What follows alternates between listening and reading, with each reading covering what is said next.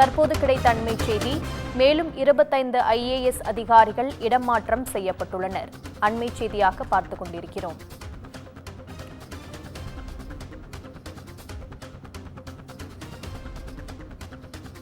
தமிழ்நாட்டில் மேலும் 25 IAS அதிகாரிகளை இடமாற்றம் செய்து தமிழக அரசு உத்தரவிட்டுள்ளது. புதுக்கோட்டை ஆட்சியர் மெர்சி ரம்யா ஒருங்கிணைந்த குழந்தைகள் வளர்ச்சி மைய அதிகாரிகள் இடமாற்றம் செய்யப்பட்டுள்ளனர்.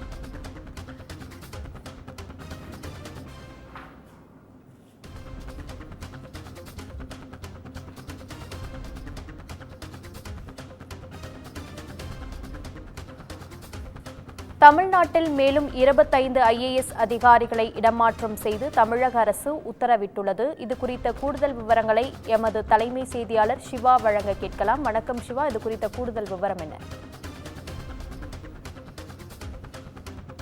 IAS அதிகாரிகளுடைய இடமாற்றம் என்பது தமிழ்நாடு அரசு அதிரடியாக மேற்கொண்டு வரக்கூடிய ஒரு விஷயமாக பார்க்கப்பட்டு வருகிறது. இன்று காலை முதன்மை செயலாளர்கள் தலைமையில் இருந்த மிகவும் ஒரு மூத்த IAS அதிகாரிகள் மட்டத்திலான ஒரு இடமாற்றமும் அதே போல மாவட்ட ஆட்சியர்கள் அளவிலான ஒரு இடமாற்றமும் வழங்கப்பட்டிருந்தது. தற்போது அதற்கு அடுத்த நிலையில் இருக்கக்கூடிய IAS அதிகாரிகளுடைய இடமாற்றம் என்பது தற்போது செய்யப்பட்டிருக்கிறது. சுமார் 25 IAS அதிகாரிகளை வெவ்வேறு துறைகளுக்கு மாற்றம் செய்து தமிழ்நாடு அரசு அதற்கான உத்தரவை பிறப்பித்திருக்கிறது. குறிப்பாக முதலமைச்சருடைய முகவரி திட்டத்தில் IAS அதிகாரியாக இருந்த மோகன் என்பவர் தற்போது உணவு வழங்கல் மற்றும் நுகர்பொருள் வாணிப கழகத்தினுடைய இயக்குநராக இடமாற்றம் செய்யப்பட்டிருக்கிறார். அதே போல சங்கர் IAS என்பவர் தற்போது தமிழ்நாடு பாடநூல் கழகத்தினுடைய இயக்குநராக நியமனம் செய்யப்பட்டிருக்கிறார். அதே போல மகேஸ்வரி IAS என்பவர் காதி கிராப்ட்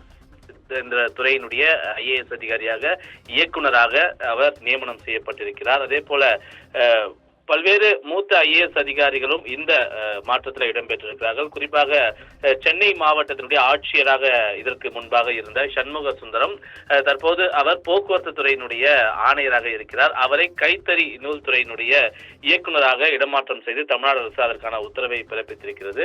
அது மட்டுமல்லாமல் கார்த்திகா IAS என்பவர் சமூக நலத்துறையினுடைய இயக்குநராக இருந்தார். தற்போது அவர் அமலாக்க பிரிவினுடைய இயக்குநராக பணிமாற்றம் செய்யப்பட்டிருக்கிறார். அதே போல ஜெயகாந்தன் IAS இந்த அமலாக்கத்துறையிலிருந்து தற்போது பாடநூல் கழகத்தினுடைய இயக்குநராக இடமாற்றம் செய்யப்பட்டிருக்கிறார்.